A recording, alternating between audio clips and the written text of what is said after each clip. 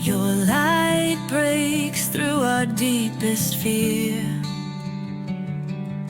You make the broken heart rejoice. In you we find our voice. We lift you high above the skies. With every breath our praises rise. Your love, it never fades away. We worship you both night and day.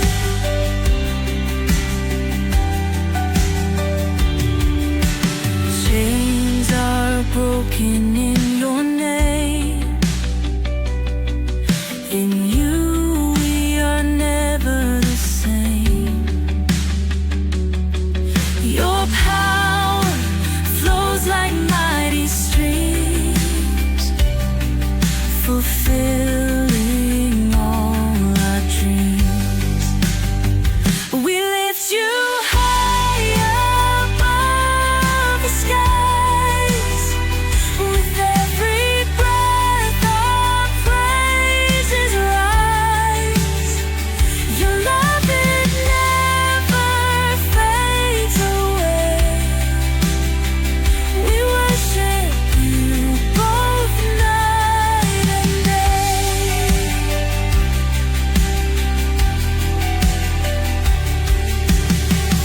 Your name is power, life, and peace. By your word our fears release. You are the hope that fills our soul.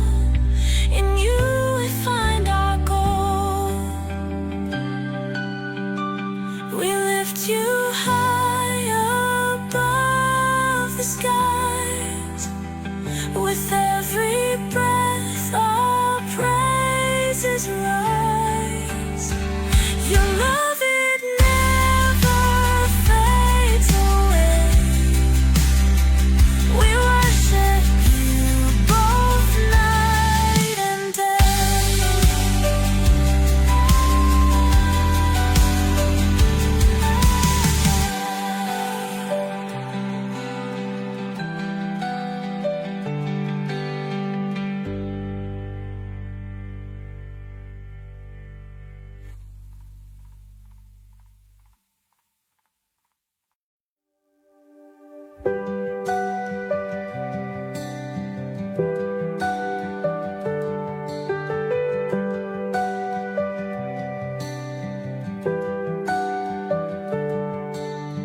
Dark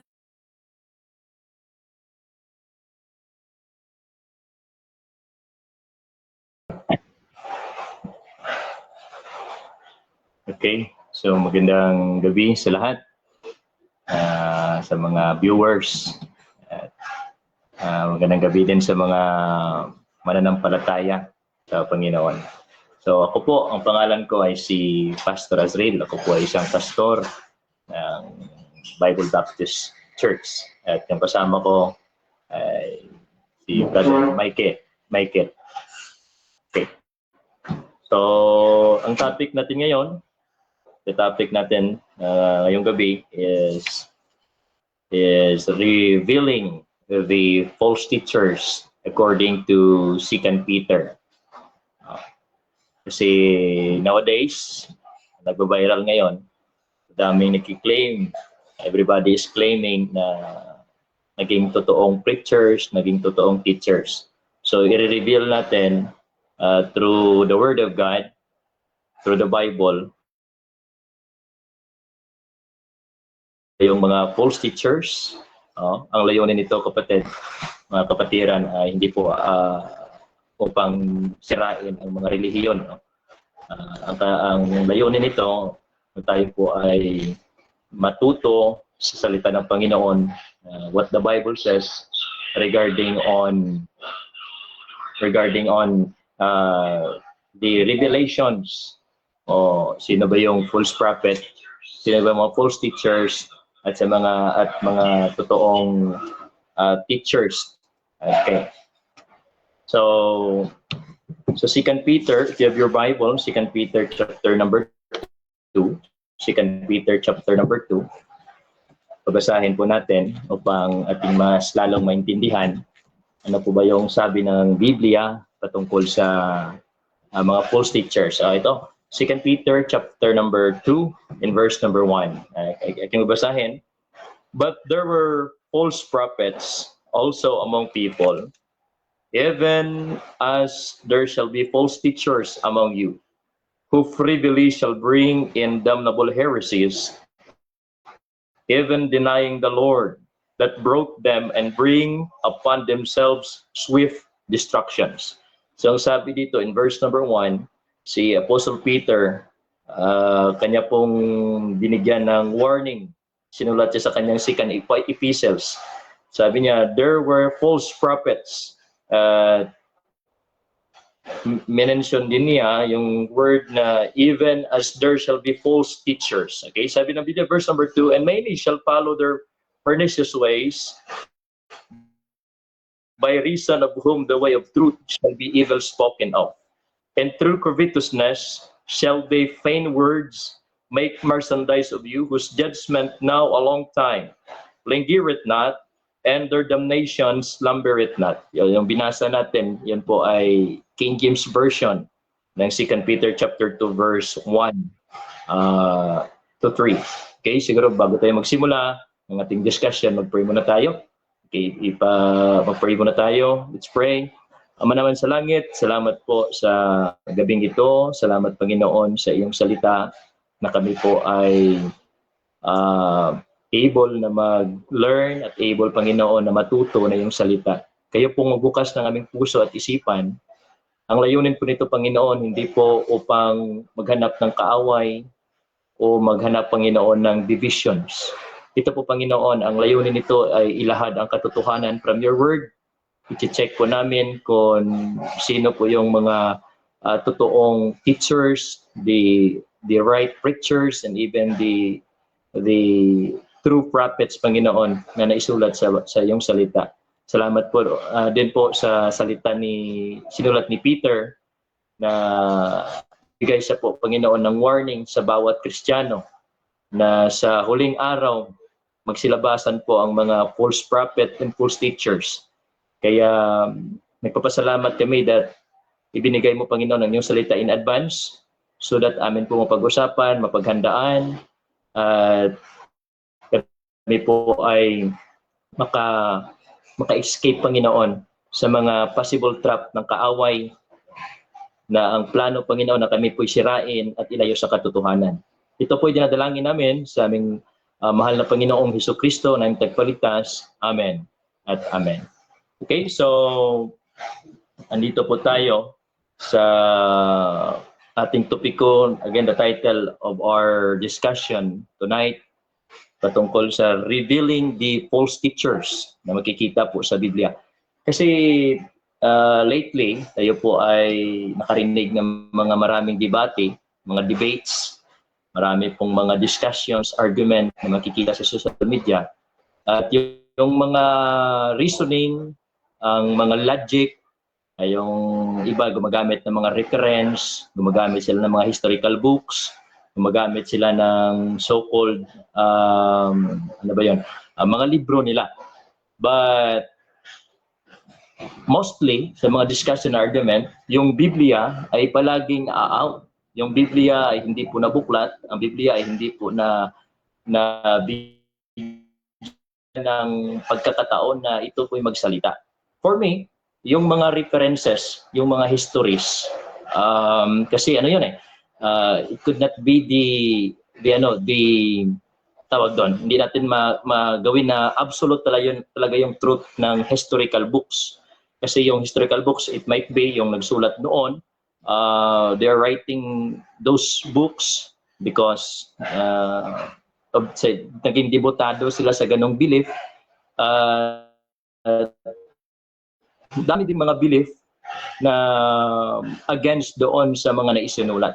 Samantala, itong Biblia, ang Word of God, ang Biblia, ito po ay matawag natin, hindi natin ma-question ang kanyang divinity, ang kanyang pagka-holy, and even ang kanyang truth. Kaya kung ako papipiliin, kapatid, mas mag-stick ako sa Biblia compare sa mga references, mga historical books na sinasabi nila na naging patotoo nila. That's why we are here upang buksan, kapatid, sa Biblia verse by verse. Mayroon tayong mga verses diyan na bubuksan. Baka may mga Bible kayo dyan. You could open your Bible so that makasunod kayo. At yung nabasa namin, yung ginagamit namin mga version is King James Version. Para may King James kayo, maibasa ninyo para magkatugma tayo sa ating discussion right now. Okay, so ang sabi dito sa 2 Peter, naisulat kasi dyan, na itong mga false prophet saka false teachers, yung trabaho nila is to shall bring, sabi dito who privily shall bring damnable heresies. So itong damnable heresies, doon ating i-check sa mga meanings, mga dictionaries. Okay? So magsinabi kang damnable, ibig sabihin ito is abominations. Mga bagay na deserve talaga na i-condemn. It means it will make people na mako-condemn, maaaway, malalayo, kapatid, sa katotohanan. So may sinabi kang damnable heresies, the meaning of that is contrary to the established truth. Kasi marami ngayong mga prophets nangangaral. Kasi meron naman tayong freedom of speech. Hindi naman natin yan ma-terminate yung mga ganun kasi they have their speeches. Pero tayong mga listeners, tayo po mga viewers, tayo po yung mga nakikinig na nandun sa ating mga social media account, tayo po dapat maging maingat dahil marami pong mga false teachers na ang trabaho nila is magbigay ng mga heresies, mga damnable heresies, and sabi pa dito, even denying the Lord that brought them and bring upon themselves swift destruction. Itong warning na ito po ay warning mismo ni Apostle Peter. Dami po nagsasabi din, claim na ito po si Peter ay kanila ding first spoke. Pero titingnan natin kung si Peter ay naa-align ba ang kanilang mga turo sa turo mismo ni Apostle Peter. Kasi doon natin malalaman kasi pag sa history tayo magbe-base, ang history we could write our own history by our own. Pero titingnan natin kung si Peter ba mismo, yung Apostle Peter, align ba siya sa mga itinuturo natin ngayon. Okay? Kaya ito isinulat ni Peter so that we could know and tayo po ay mabigyan ng babala na itong mga false teachers na ito ay dumadami at dumadami at sila po ay nagsisipasukan sa mga katuruan din ng pananampalataya. Okay? So in verse number 2, and many shall follow their pernicious way. Sabi dito, ang mga false teachers na ito, dami silang magigain ng mga followers. Dami din ang makikinig sa kanila at even maniniwala sa kanilang mga sinasabi. But ang kanilang ginagawa, kapatid, sabi dito, they spoke the way of truth, sabi, shall be evil spoken of. Ginagawa nila yung katotohanan, iti-twist nila, gamitin nila yung mga salita na yung katotohanan ay maging mali sa hearing ng tao, and even dahil it was spoken by evil, kahit yung katotohanan na nare-reject. At saka yung mga evil words, mga false teachings, false doctrine, yun po, ginagamitan nila ng mga matatamis na salita. So titingnan natin, ano ba yung mga mark, sinabi kang mark, mga karakter ng mga false teachers. Paano ba natin malalaman na sila po yung mga false teachers? Wala naman tayong detection, no? Hindi tayo makagamit ng some mechanical detections na makadetect sa kanila. Wala naman tayong ganun na detector. So yung sa atin, yung ginagamit natin is mismo Biblia. Kasi yung Biblia, kapatid, kumplito yun. Isinulat ng Panginoon, it was complete. Isinulat ng Panginoon yun na galing sa sa isipan at puso ng Panginoon. Sabi nga ng Biblia, the way of the Lord is perfect, no? The law of the Lord is perfect, yung kanyang kaparaanan at saka yung kanyang mismong salita ay yan po ay perfect. Kaya sa mga kasagutan natin, we could use the Bible in order ma-check po natin. The biblical mark, mga biblical mark ng false teachers according to the scriptures. Kasi yung mga false prophet, ang trabaho nila, kapatid, is gagawa sila ng mga practices, gagawa sila ng mga paniniwala na ito po ay naging contrary. Mag sinabi kang contrary, it is against the established truth, na mayroon ng katotohanan. Ang katotohanan mismo ay kanilang tibagin. Gawin nila ng paraan, you need to twist the truth upang ang katotohanan ay mapatumba nila. Tinatabi yun, they were planning and establishing their doctrine in order to have contradiction to the established truth. And also, ang trabaho ng mga false teachers as false prophet, sila po nagmi-mislead ng mga tao. Kaya dapat to naging aware po tayo, no? Kaya amin po itong ibinahagi sa inyo, kapatid, kasi hindi lahat na nagsasabi sa ating social media, mayroong mga proof, mayroong mga matatamis na salita, hindi po ibig sabihin na yun po ay katotohanan na. Kaya maraming nami-mislead na tao, kasi yung trabaho ng mga false teachers, their work is to mislead people away from the word of truth or the God's truth. Kaya yung Biblia ngayon ating pag-uusapan. Okay, so number one, una, malalaman natin na sila po yung mga false teachers as false prophet according to the scriptures. Okay, number one, they distort or add the finished and established word of God. So una, malalaman natin na sila po yung mga false prophet pag sila po ay nagdadagdag. Hindi lang po nagdadagdag, sila po ay kumukuha, they add and subtract the word of God, and even they distort, which distort, kanila pong iti-twist, kanila pong i-interpret ng wrong interpretations. Kasi yun ang false prophet false teachers. Gagamit mo ng salita ng Panginoon, pero in a wrong interpretations, in a wrong, what do you call it, maliho na pag-explain or pagkahulugan. Okay? So sabi dito sa 2 Peter chapter 3, 2 Peter chapter 3 verse number 16. Si Apostle Peter pa rin nagbabala. Sabi niya, knowing this first, come in the last days, scoffers, walking after own lust. Sabi niya sa mga huling araw, dami hong mga scoffers, dami hong magki-question, dami pong magti-twist ng word of God. Ginagawa nila yon dahil sa kanilang mga sariling layunin. Sabi na nila, walking after their own lust. Okay, so ang kanilang ginagawa is na gumagamit sila, kapatid, ng salita din ng Diyos, but not in a right way. So tinitwist nila. So sabi dito, 2 Peter chapter 3 verse 16.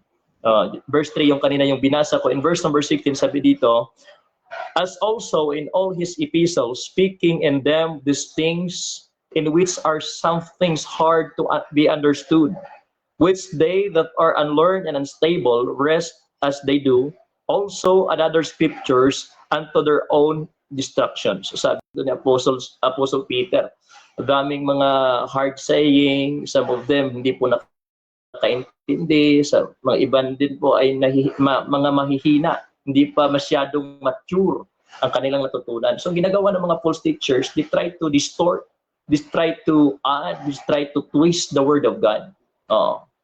Kaya hindi nasundan yung right interpretation, yung sequence ng Biblia, yung interpretation by context.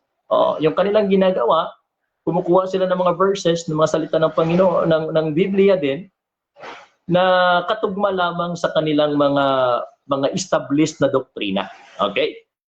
So sabi dito ni Peter mismo, na yung marka pala ng mga false teachers, yung para malalaman natin that they were false teachers, if they distort and add the finished word of God. Kasi yung salita ng Panginoon natapos na.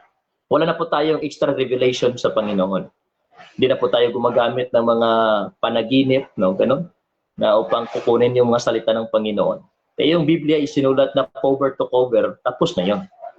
Kaya yung ating gagawin, basahin natin, i-interpret natin ng tama, i-interpret natin by context, upang ating malalaman ano yung katotohanan at mga layunin ng Panginoon sa buhay natin. Okay? Sabi din dito, Deuteronomy chapter number 4. Deuteronomy chapter number 4 and verse number 2. Sa panahon ito ni Moses, no? Yung sa panahon ni Moses kasi, ang Panginoon nagbigay ng mga commandments. Daming commandments ang binigay ng Panginoon. Hindi lang po 10 commandments ang ibinigay ng Panginoon. There are many commandments. Naka-specific yun, yung mga commandments ng Panginoon. Deuteronomy chapter 4 in verse number 2. Baka yung mga Biblia kayo dyan, kayo po ay maka-open. Sabi dito in verse number 2, 4:2, ye shall not add unto the word which I command you. Okay? So very very clear, no? Sabi ng Panginoon, niya bawal nating dagdagan ng salita ng Panginoon. Kahit word pa yon ng mga reference. Kahit history pa yun, salita pa yun ng mga ating matataas na leaders.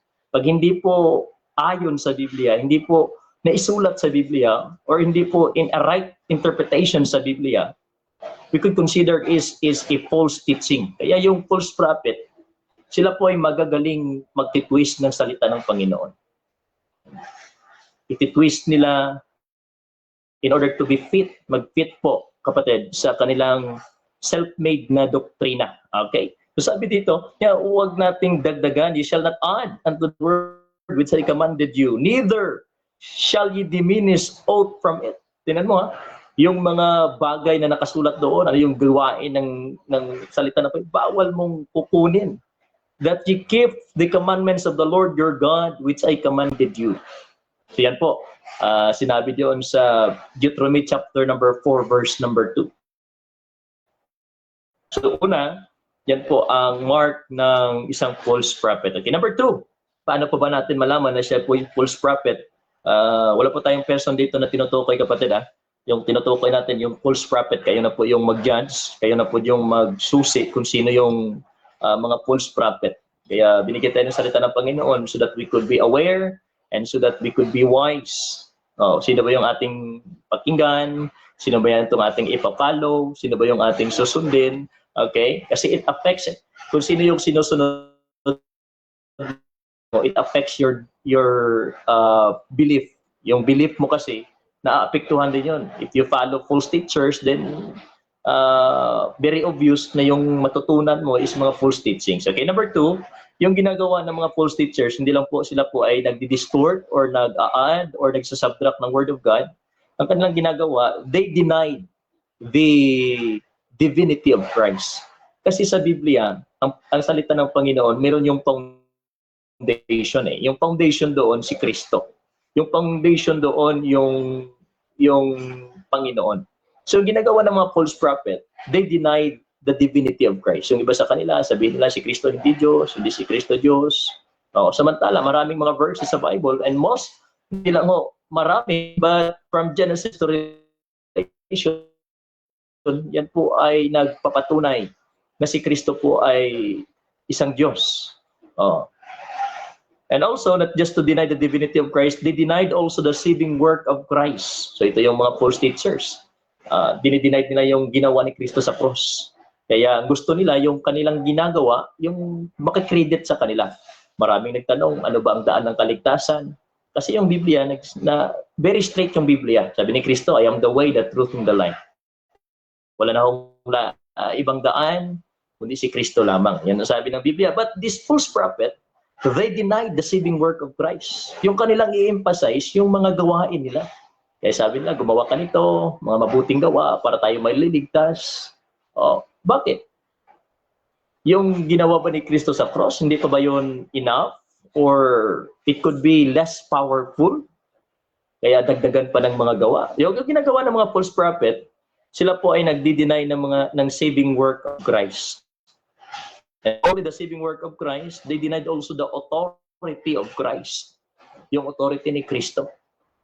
Yung sa panahon ni Kristo, yung mga Parisiyo, they question the authority of Christ. Sabi nila, kaninong authority? Bakit ka nagpipreach, kahit may sinasabi yan, kaninong authority, sabi ni Kristo, yung authority ko, yung nagpadala sa akin, yung ama ko, nandun sa, na nagpadala sa akin, so that is my authority. Hindi ko naniniwala yung mga paresiyo. Kaya, isa po yung reason na si Kristo po ay pinako sa cross because they hate Christ, because they thought that si Kristo po ay naging, siya po ay naging impostor na bitbitin yung authority na galing sa Panginoon. So, yung trabaho ng mga false teachers, sila po ay magtuturo ng mga bagay na nagdi-deny ng authority ni Kristo.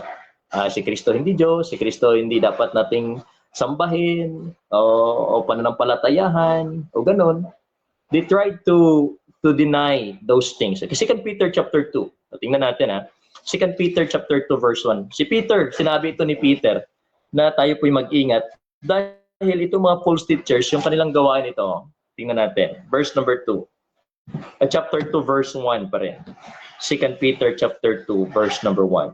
These were false prophets also among the people, even as there shall be false teachers among you. Okay, ito yung mga false teachers who privily shall bring in damnable heresies. Ito yung sabi ko kanina, mga contrary practice. Okay, ito yung kasunod. Even denying the Lord that bought them. Tingnan mo yung ginagawa nila is to deny the Lord. Alam mo kapatid, kung wala yung Panginoon, wala si Kristo, walang kaligtasan. So yung kaligtasan kapatid is the center of salvation. The object of the faith natin, yung finished work ni Kristo doon sa cross. Yung ginawa ni Kristo. Kaya hindi natin dapat i-deny yun. Kasi yung ating mga gawa kapatid, ito po ay yung mga works natin, even may mga ginagawa tayong mabubuti. But that is not enough. Na tayo po ay maabsuelto sa ating penalty ng ating kasalanan. At salamat sa Panginoon na siya po ay nagpadala ng kanyang anak, na si Kristo Jesus. Ito po ay namatay sa cross, inilibing, at sa pagkatapos ng 3 araw, siya po ay nabuhay muli. Na nagpapakikita na even death has no power to hold Him. Kaya yung pananampalataya natin kay Kristo kapatid, yan po ay naging makabuluhan. We could say it was a powerful na faith natin sa Kanya. Kasi He is able to keep that salvation. It's able to keep yung faith natin kapag mag-trust tayo sa Kanya. Okay, so ginagawa ng mga false teachers, they denied the saving work of Christ. They denied the authority of Christ. Kasi sabi ni Peter, yung mga ginagawa nila, they denied the Lord that bought them. Tingnan mo si Kristo pa yung bumili sa kanila. Kasi sabi ng Biblia, we are bought with a price. But they denied it. Yan po ang mga false teachers. Ano pa? In 1 John chapter 2, verse number 22. Very clear, si Apostle John naman yung nagsabi in verse number 22. 1 John 2 verse 22. Nasabi niya, who is a liar but he that denieth that Jesus is Christ? Ito po yung napakasakit na salita. He is Antichrist that denieth the Father and the Son. Okay? So, kung sinabi kang Antichrist, ibig sabihin Antikristo. Hindi sa gusto kay Kristo. Kini-question niya yung authority ni Christ, and even yung saving work of Christ, yung saving power ni Kristo, dinideny. Tingnan natin. Kung atin pong titingnan, yung ating mga gawain kapatid, ito po ay walang power na kapagligtas sa atin. Kaya salamat sa Panginoon na siya po ay nagbigay sa atin ng daan. Sabi niya, Romans chapter 5 verse number 8, but God commended His love toward us. Pinapakita ng Panginoon ang kanyang pagmamahal sa atin. Kaya tayo kapatid ay makasalanan. Si Kristo namatay. Christ died for the ungodly. Salamat sa Panginoon. So number 3, hindi lang po sila po ay distort ng Word of God. They add, they subtract. Yan po ang gawain ng mga false prophets. Kasi yung gusto nila, merong contradiction doon sa established na truth. They want to mislead people Okay, so number 3, ang ginagawa naman ng mga false teachers, false prophet, hindi lang mo pag-deny kay Kristo, but they preach the different gospel. Ito po, different gospel. Kanina na take up din natin yung mga ibang mga points no, sa gospel. Ang gospel kasi kapatid, ang content niyan si Kristo. Si Kristo ay namatay, si Kristo ay inilibing, at si Kristo nabuhay. Hindi po yan patungkol sa naging mabuti, naging faithful din tayo sa ating kanya-kanyang religion, naging faithful din tayo sa mga ano pang mga mabuting gawa sa pamilya or something sa ating community. But hindi yan ang content ng gospel.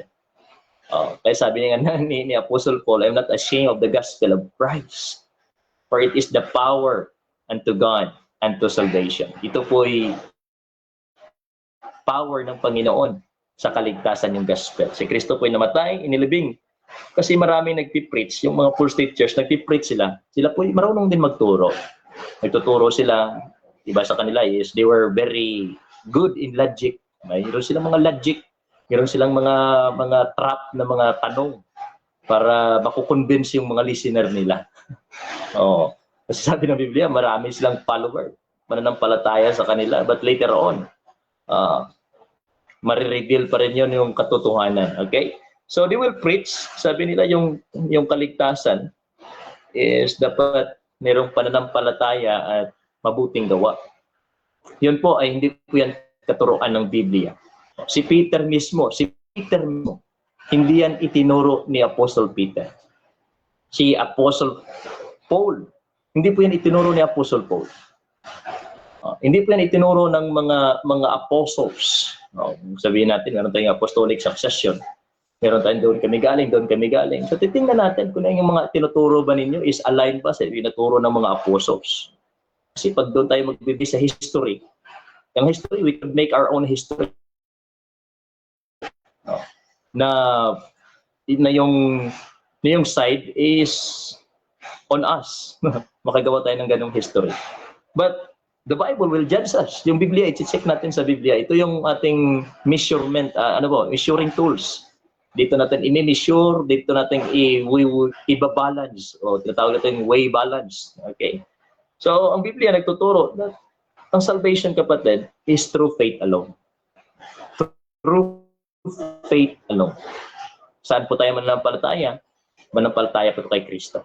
Yung mga false prophet, yung kanilang doktrina, they will teach na yung kaligtasan ay dapat sa mga gawa, sa mga ordinances ng church. Marami po nagano'ng nagtuturo na pag sumunod kayo sa mga ordinance ng simbahan, pag sumunod kayo sa ganitong tungkulin natin sa ating simbahan, 1, 2, 3, 4, 5, 6, 7, or 8, 9, 10, whatever. Ano pa yung mga ordinances ba yan? Kayo po maliligtas. Yan po, kapatid, yan po ay false teachers. Turo ng pagsunod sa kautusan. Alam nyo, kapatid, wala namang taong makapag-perfect na he could comply all the law of God. Na tayo makasalanan, kapatid.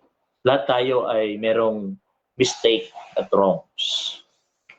Kaya yung grace ng Panginoon, ibinigay ng Panginoon kasi nakikita ng Diyos na hindi po tayo ay perfect at hindi po tayo makakomply ng righteousness na hinahanap ng Panginoon by our own. Kaya yung gano'n nagpipreach sila, ito susundin ninyo, ito susundin ninyo. Yan po ay mga false prophet. Kasi yung Biblia very clear in Ephesians chapter 2, sa Bible, Ephesians chapter 2 verse number 8 and 9, Ephesians chapter 2, 8 and 9, na yung kaligtasan, kapatid, is purely sa grace ng Panginoon at through faith. Basahin natin Ephesians chapter 2 verse number 8, sabi dito, for by grace are you saved through faith. In-emphasize din ito ni Apostle Paul. And not of yourselves. Itong sabi not of yourselves. Kaya kapatid, pag mayroong tuturo dyan, okay, gumawa kayo ng mabuti sa iyong kabutihan, kayo may liligtas sa iyong mga ginagawa, ganito. manampalataya kaya't gumawa ng mabuti, yan ay hindi katotohanan. Kasi sabi ni Biblia, not of yourselves. It is the gift of God. Kaya mga false teachers, they preach different gospel. Oh. Kaya yung kanyang mga tagasunod, sigurado kapatid, tayo po'y mamimislead pag sumunod tayo sa ganung katuruan. So ang Biblia ay naglalakad kapatid ng 100 lamang para ang tao ay papuntang langit. Kasi sabi dito sa Timothy chapter number 2, 2 Timothy, na isulat dito ni Apostle Paul sa kay Timothy, 2 Timothy chapter number 3. 1 Timothy chapter number 3, na isulat dito in verse number, okay, dito, sabi dito,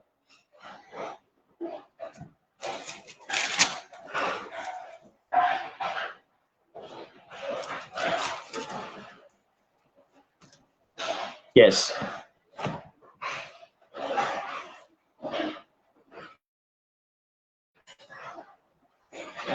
Okay. 2 Timothy chapter 3 in verse number 15. Itong sabi, "And that from a child thou hast known the holy scriptures, which are able to make thee wise unto salvation through faith, which is in Christ Jesus." So very clear kapatid, na yung scriptures, basahin natin ang Genesis, papuntang Revelation, yan po ay tuturuan tayo ng kaligtasan ay si Kristo. Tuturuan tayo na yung makapagligtas sa atin ay si Kristo lamang. Okay? Yung pananampalataya natin kay Kristo. So, yan po ang mga mark ng mga false prophet. They will deny the divinity of Christ, the authority, the saving work of Christ, and they preach different gospel. O, ito pa. Meron pa rin, ito pa yung mark ng false teachers.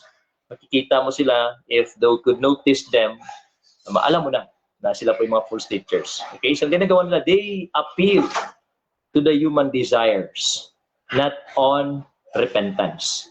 So yung ginagawa ng mga false teachers, ito kapatid daw, hindi lang ho sila ay nagpipreach ng different gospel, but ang kanilang ginagawa, hindi po sila nagpipreach ng repentance. It means yung mga false teachers na yan, yung kanilang appeal sa tao is ano yung kagustuhan lamang ng tao, ano yung desires ng tao, doon sila susunod sila. It means they will not hurt the people by the truth. Yung ganun gawin nila. They will not speak hard the truth. Yung kanilang gawin, kung ano yung mga gusto ng tao, doon tayo. Kasi bawal natin na i-hurt yung hearts ng mga tao. Kapatid, yung katotohanan, talagang ano yan, sabi nga ng Biblia, the word of God is quick and powerful. Parang espada yan. Dalawang kaniyang two-edged sword, sinasabi ng Biblia. Okay, so 2 Timothy chapter 4, nasulat dito, 2 Timothy chapter number 4, in verse number 3. Ito yun, sabi ni Apostle Paul, verse number 2, beginning in verse number 2. 2 Timothy chapter 4, verse number 2. Preach the word, be instant in season, out of season. Reprove, rebuke, exhort with all suffering and doctrine. So ito yung ginagawa ng mga false teachers, hindi sila nagre-review kapatid ng mga kamalian, ng mga tagasunod nila.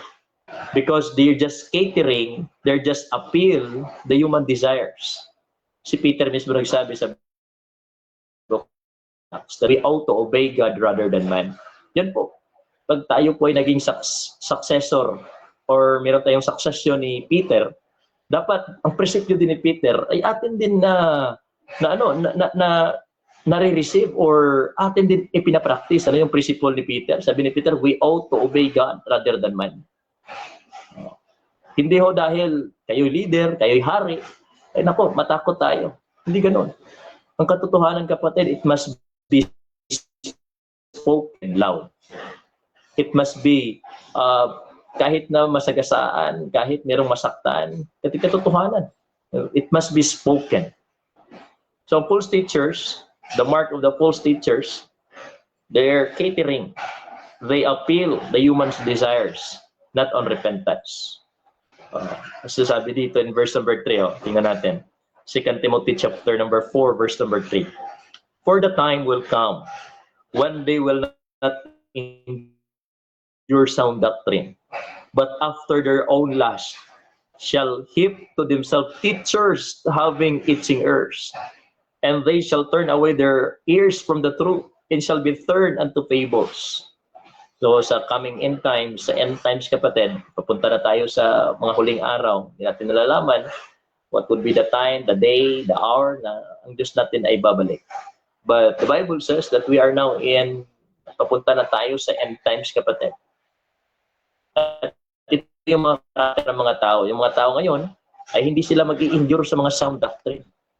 Maraming tao ngayon gano'n. Pag makarinig sila ng mga doktrina na it will change their life, ay naku, ayaw sila noon. Kasi masagasaan yung kanilang mga ginagawa, yung kanilang mga lifestyle, o iiba yung kanilang buhay, they hate to change their life. Yung gano'n. Kaya yung mga false teachers, doon sila nakafocus. They're just entertaining people. Kasi yung mga shepherd talaga sa Biblia, the true shepherd, ang kanilang ginagawa is pinapastulan yung kanilang mga tupa. There's a discipline, there's a exhortation, admonition. Hindi palaging sugar-coated yun. Okay? If yun po ay katotohanan, it must be spoken. So yung mark of the false teachers, they always follow the human desires. Pag doon, ano yung sabi ng majority, doon sila. Kasi ito majority, kasi ito nakasulat sa ating mga libro. Ito nakasulat sa ating mga leaders before. Bakit hindi natin ititwist yan? Yung mga naisulat ng mga leaders natin before. Kasi yung binibase naman natin, yung katotohanan ng Biblia. Kahit ano pa yung katandang history na yan, pag hindi yan ayon sa Biblia, it must be changed. Dapat palitan. Okay. So, sabi dito, darating ang mga panahon na yung mga tao, they will not endure sound doctrine. They have itching ears, sabi ng Biblia. So, ang ginagawa ng mga false teachers, they follow the people, not the Lord. May isang quotation na ito'y palaging nababasa. Sabi dito, we preach nothing but the word. Yung dapat, no? Yung dapat, yung totoong preacher, yung totoong teachers, yung naglalahad ng katotohanan. Kapatid, walang ibang i-preach yan but the word of God. Hindi po ang mga heresies, hindi po ang mga references, hindi po mga isunulat ng mga leaders, but the Bible itself. Preach nothing but the word. Ito pa, please nothing but the Lord. Yan dapat. Hindi dapat tao yung ating piniplease. But the Lord Himself. Kahit ayaw, ang katotohanan ay katotohanan pa rin. Kaya kapatid, ating pong malalaman if they were false teachers, if they cater the human desires. Kaya hindi pa rin nagbabago yung mga follower nila. Kasi walang repentance. Ganun pa rin. Nanatili pa rin sa ganung buhay. Kadiliman pa rin. Kasi walang repentance. Okay? So, Jeremiah chapter 5. Ito yung nakasulat dito. Jeremiah chapter 5 verse number 31. Dito tayong Biblia pag i-open, kapatid. Jeremiah chapter 5 verse 31. Ito po yung Biblia. Hindi po tayo nagiging personal dito. We're talking about the Bible. Ano po sabi ng Biblia? Ito po yung mga mark ng mga false teachers at false prophets. Hindi po ito'y agawan ng relihiyon kung saan tayo relihiyon, ganito. Kasi just a name, brand naman yan. Yung important doon, kapatid, yung turo. Yung turo. Ano ba klaseng turo yan? Okay, so ito, sabi, Jeremiah chapter number 5 in verse number 31. Sabi dito, in verse number 31, the prophets prophesy falsely, and the priest bear rule on their means. Tingnan mo, yung kapanahonan ni Jeremiah, siya po ay tinatawag itong the weeping prophet. Siya po ay umiiyak kasi nakikita niya yung mga Israelites, yung mga tinatawag chosen people of God. Some of them are on backsliding, some of them are on rebellion, and some other priests, some other prophets, they prophesy falsely. Kaya naiyak, kapatid, si Jeremiah. Nakikita niya ito. Ang sabi dito, and my people love to have it so, that they will not do the end thereof. Yung mga false prophet, mga prophet doon nagprophesy ng falsely, at yung mga priest doon nagro-rule lamang by their means. Hindi na ho word of God ang nag-work. Hindi na ho repentance ang nag-work. Yung kinikater, yung ano yung kagustuhan lamang ng tao. Kaya kapatid, mag-ingat po tayo sa mga false teachers tsaka mga false prophets. Okay, also, another in verse number 5, number 1, na ba yun? Yung Mark is yung false teachers, sila po ay they distort, they add, they minus the scriptures. And pangalawa, they denied the divinity of Christ, the saving work of Christ, and they denied the authority of Christ. Number 3, they preach different gospel. Hindi na faith alone yung pinipreach nila. Meron ng mga qualifications, meron ng mga requirements. Yung pabautismo ka, ganito, sumunod ka sa ganitong utos, gano'n na, dami na gawin mo ito. Yan po ay hindi na gospel ng Panginoon. And number 4, they appeal in human desires. They're not hard preaching on sin. They don't have that kind of courage sa pag-preach, kapatid, na patungkol sa mga bagay na ito kasalanan, ganito dapat, ganito dapat. Hindi na po pinipreach ng mga false prophet. They preach smoothly. Yan. Nagpipreach sila na magpakiliti lamang. They just entertaining people. Kaya hindi pa rin nagbabago yung mga follower. Okay, so number 5, the false prophet are motivated by covetousness or by greed. Ito, yung mga false teachers, ito, yung kanilang ginagawa, kapatid, they're motivated by money. Hindi lang money, mga material things. 2 Peter chapter 2, balik tayo dun sa 2 Peter chapter 2, in verse number 3, kasi ito yung title ng ating discussion, na i-reveal natin yung mga false teachers gamit itong mga verses na ito, at yung base natin is yung 2 Peter chapter 2, in verse number in verse number 3, ano sabi dito? And through covetousness shall they with plain words and make merchandise of you. Tingnan mo, ito yung ginagawa ng mga false teachers. Gumagamit sila ng mga salita din ng Panginoon, but yung layo nila, kapatid, is to gain more material things. Money, everything is money. Yung gano'n. Hindi na ho purely solid na kaluluwa yung motivation nila. Kasi yung Biblia nagtuturo na aanhin natin yung mundo. Aanhin natin itong sanlibutan na ito.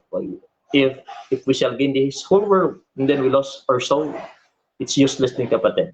Yung mananampalataya, ang totoong preachers, kapatid, totoong teachers, sila po ay concerned sa mga kaluluwa ng tao. Hindi ho sa pocket ng tao. Hindi ho bulsa. Hindi po pera-pera. Yan po, ang mga false teachers.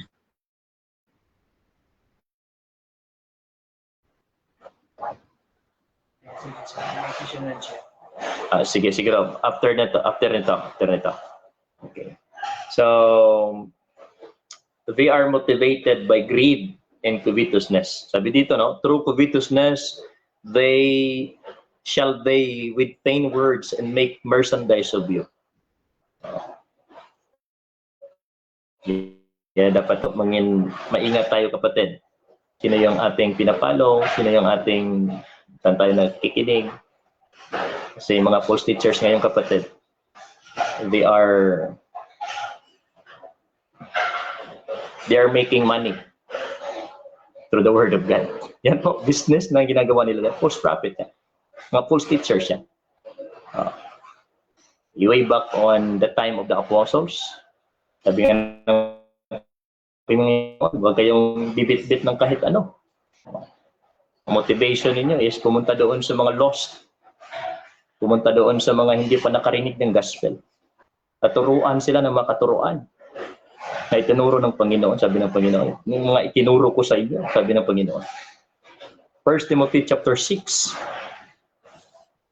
1 Timothy chapter 6 and verse number 5.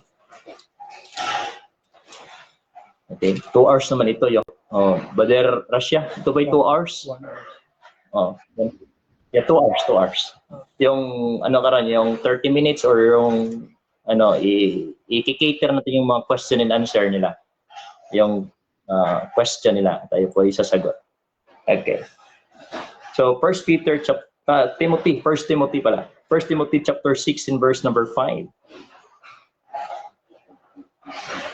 Yan, sabi diyan, but the godliness with contentment with great gain. Okay, so yung ginagawa mga kapatid ng mga false prophet, hindi na ito naging prinsipyo nila. Na dapat yung pagkabanal at may pagkontento, gano'n na lang tayo. Hindi na gano'n. Yung sa kanila is they're gaining more money. Kaya sabi na Biblia, money is the root of all evil. Kaya mga false teachers, they teach sugar-coated preaching, sugar-coated teaching, just to gain more followers, to gain more supporters. Yan. Hindi na ho katotohanan ang pinipipitch. Kasi yung motivation ay hindi naman on the foundation. Hindi passion. Hindi from the heart. Hindi from the heart yung ginagawa nila. Kung from the heart man, hindi naman yun doon sa base concern talaga sa tao. Yung kasi yung iba from the heart naman yung pagigay ng money. But hindi na-based doon sa compassion. Hindi na-based doon sa concern sa tao na sila po ay makatanggap ng kaligtasan, makatanggap ng bagong buhay kay Kristo. So, that's the mark of the false prophet. Okay, number 6, kasi medyo marami-rami ito. Number 6, yung ginagawa ng mga false teachers, ito yung mga mark nila, yung mga descriptions. Ito yung magdi-describe sa kanila kung sino sila. So yung ginagawa ng mga false teachers, their lives, number 6, their lives is contradict to their preaching. Yan. Ito. Yung false prophet kasi, mahilig niya magturo. Turo. More on tips. Bunganga. Hindi naman nakikita sa buhay.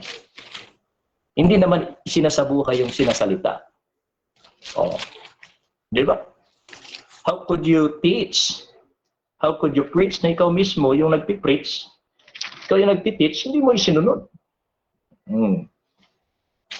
Kaya contradiction talaga yon. Yun ang buhay ng false teachers. Contradiction. They're contradicting.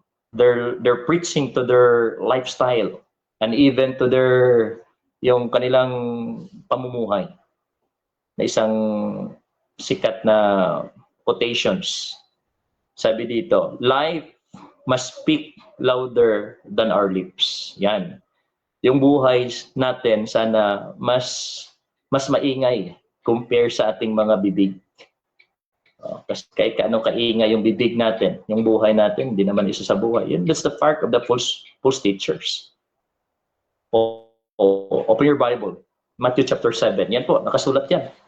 Matthew chapter 7, verse number 15 to 16. Mismo si Kristo, si Panginoong Kristo natin nagsabi nito, beware of false prophets, which come to you in a sheep clothing. Ito, yung ginagawa nila. Sila po'y sumusuot din ng mga kasuotan na parang tupa. But inwardly, they are ravening wolves. Sila po'y mga lupo sa loob. In verse number 16, ye shall know them by their fruits. Though men gather grapes and thorns, or figs or thistles. Verse number 17, even so every good tree bring forth good fruit, but corrupt tree bringeth forth evil fruit. Oh, daming mga magagaling magsalita. Daming maglo-logic, magaling maglo-logic. Magaling mag-explain. But ang question diyan, kamusta yung buhay nila? Are they synchronized on what they said? Is their life na-align ba sa word of God? Kasi that is the mark of the false prophet. Their lives is contradict to what they preach. Ito, Titus chapter 1, may verse dito. Titus chapter 1, verse number 16. Itong book of Titus, si Apostle Peter kanya po itong sinod sa kay Titus, kasi si Titus siya po itong young preachers. Isa po siyang bago pa na naging preacher or teacher. So ito po ay winawarn ni Paul sa kay Timothy. 1 Timothy chapter 1 and verse number 16. No, sabi dito, they profess that they know God, but in the works they deny Him. They profess that they know God, but in works they deny Him, being abominable, ano pa, and disobedient to every good work reprobate. Tingnan mo. So, yung false teachers, yung kanilang buhay, kapatid, ay hindi naman nagkatugma sa kanilang mga sinasabi. We're not pointing somebody. Kaya atin po i-reveal through the Word of God. So number seven, ano ba itong mga false teachers na ito? Ano ba ang kanilang mga description, their marks, so that we could know, we could be aware na sila po yung mga false teachers. Kaya wag na po tayong mag-dare na makinig sa kanila. They're misleading people. Kasi ang totoong preachers, papuntahin tayo doon sa kay Kristo. Tayo po ay papuntahin doon sa katotohanan. Sabi ng Biblia, the truth shall make us free. Okay. So ito number 7. So yung ginagawa ng mga false teachers, number 7, they cause division. Ito. They cause division in doubts rather in the unity of the truth. Ito yung mga false teachers. Mahilig sila mag-divide. Kasi kanya-kanyang opinion. Kaya ako, I noticed, maraming debate ngayon, maraming nag-argue. Iba sa kanila is kasapi din sila sa isang grupo. But they have, iba-iba yung kanilang mga reasoning. Iba-iba yung kanilang mga opinion. Iba-iba yung kanilang mga turo. Kasi pag totoo yun, they were true preachers, true teachers, true prophets. Alam niyo kapatid, anong resulta nun? Mag-unite sila doon sa katotohanan. Kasi isa yung base ng kanilang tinuturo is the Word of God. The truth from the Word of God. Romans verse 16. There's a verse in Romans verse 16. Si Apostle Paul, siya po ay nagbigay din ng babala sa Church of Romans. Sa simbahan ho ng Rome. Okay? Ano sabi dito? In verse number 17, I beseech you, brethren, mark them which cause division and offenses contrary to the doctrine, which ye have learned, and avoid them. Kaya yung ginagawa ng mga false teachers, they will divide people. They will make people doubts. Truth na, i-distort nila. They will make the truth, split nila yung truth. I-explain nila in their own explanation, their own interpretation. Kasi magagaling sila, mayroon silang charisma. Magagaling sila mag-i-explain. So those that are unlearned, those that are not mature, talagang maaakay nila. Yung hindi pa solid, talagang maaakay nila. Because their work is to mislead people away from the truth. Yan po ang sabi ng 2 Peter.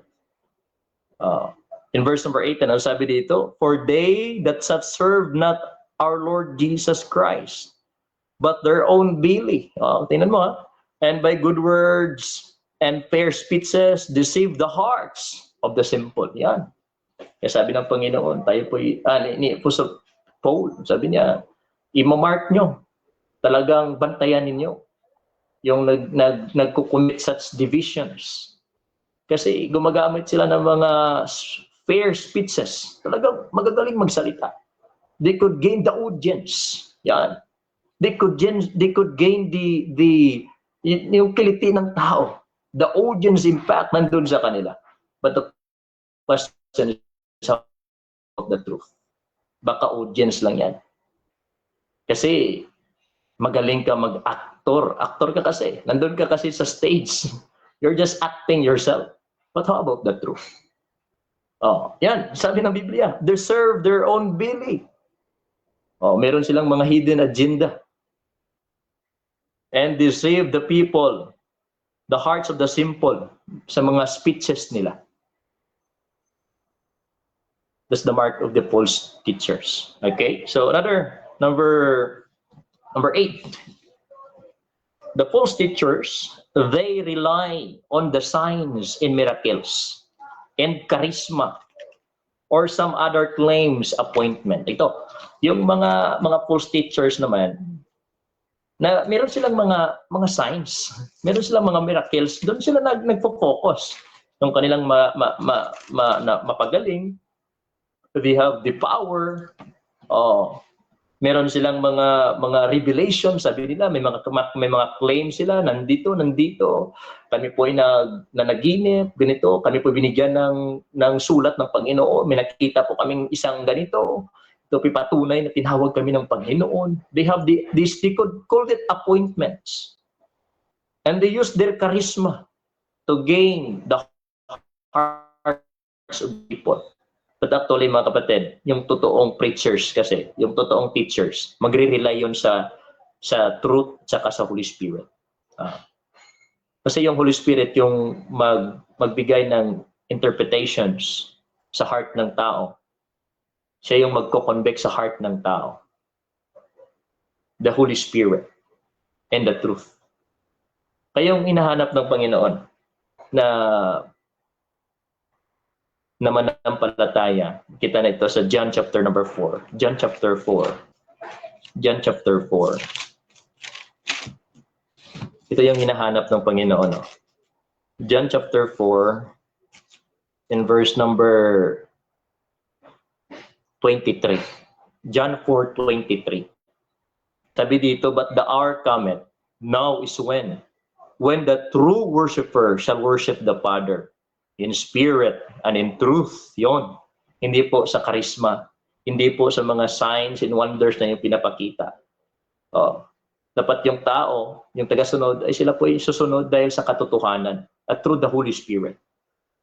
Through the conviction of the Holy Spirit.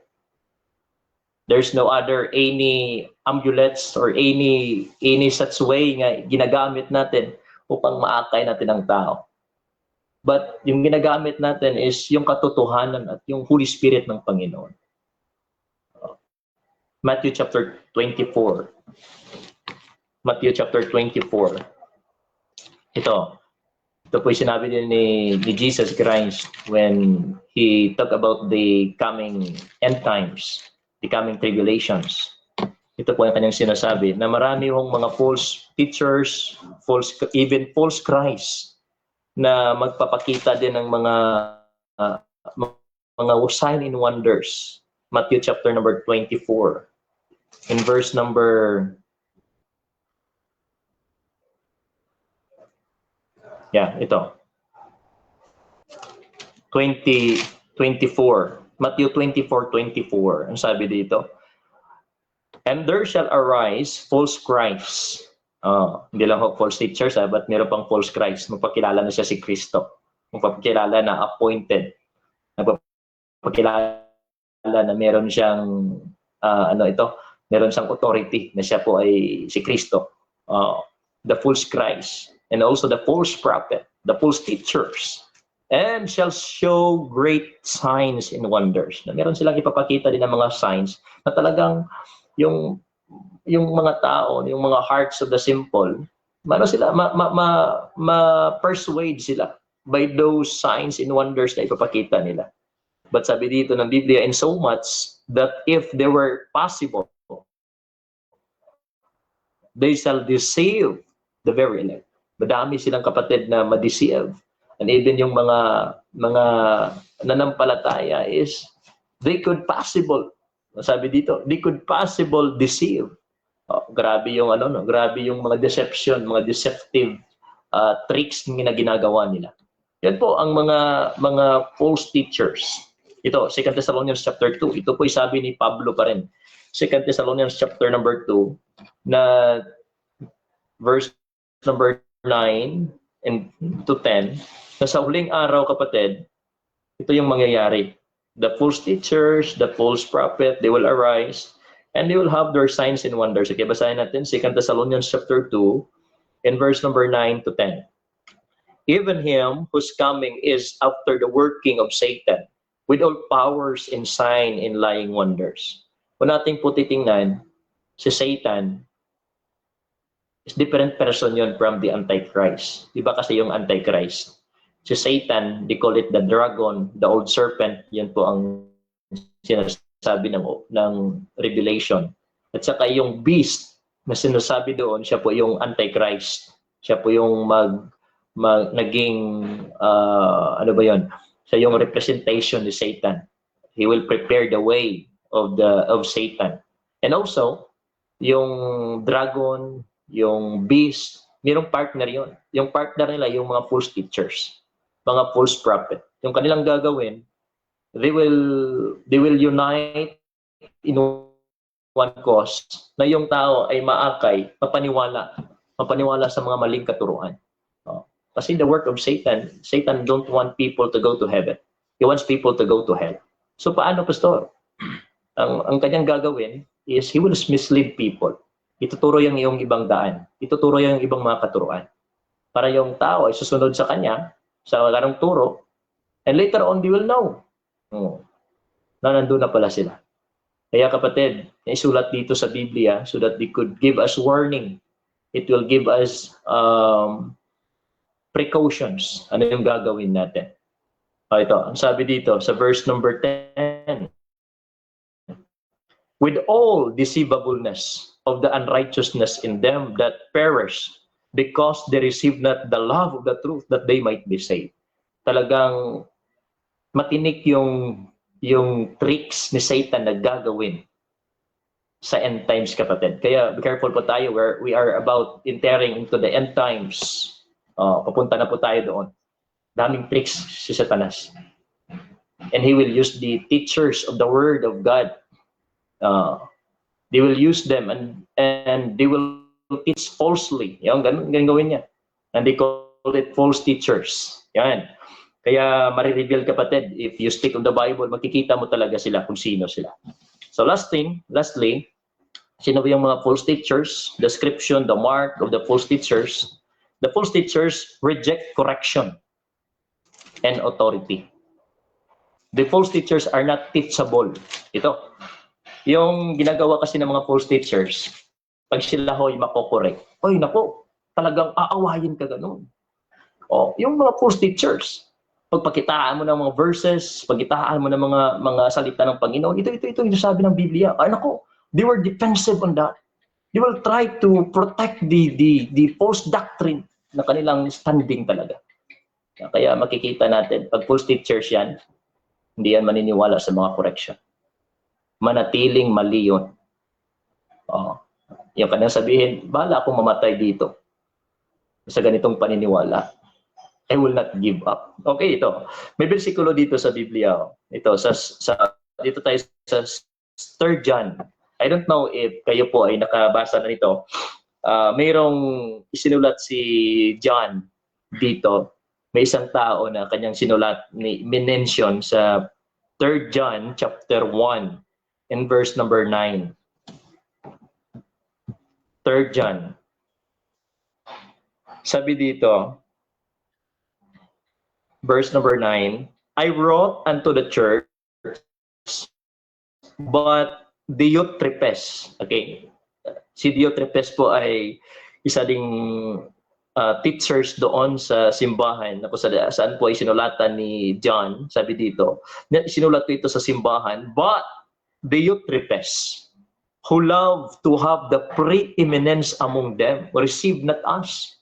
Alam niyo ba ano yung word nga preeminence? Ayaw magpakumbaba. Gusto niya palagi siyang nandun sa itaas. Ayaw magpasaway. Ayaw magpakorek. Ay sabi ni John, verse number 10, wherefore, if I come, I will remember his deeds which he doeth, prating against us with malicious words. Itong gawin niya. Kinokorek namin siya. Sabi ni John, sinulat ko ito, binigyan ko siya ng correction, but in return, grabe yung argument niya. He tried to defend kahit maling turo. Talagang hahanapan ng mga ebidensya. They caught in a wrong doctrine, in a falsehood explanation, pero ayaw pa rin mag-admit na mali yun. They tried to protect their false doctrine. Yun talaga yung karakter ng false teachers. Ayaw magpakorek.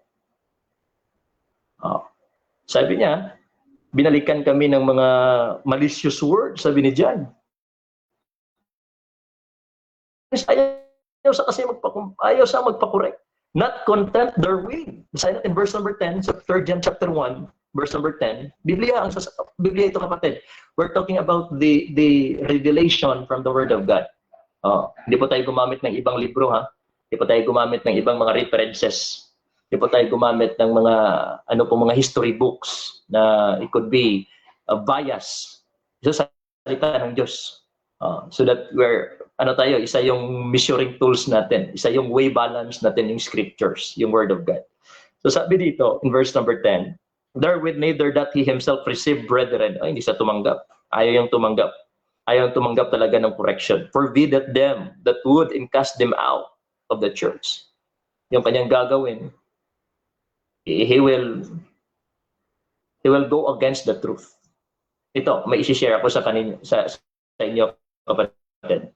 May isang tao dito sa Biblia ng pangalan ay si Apollos.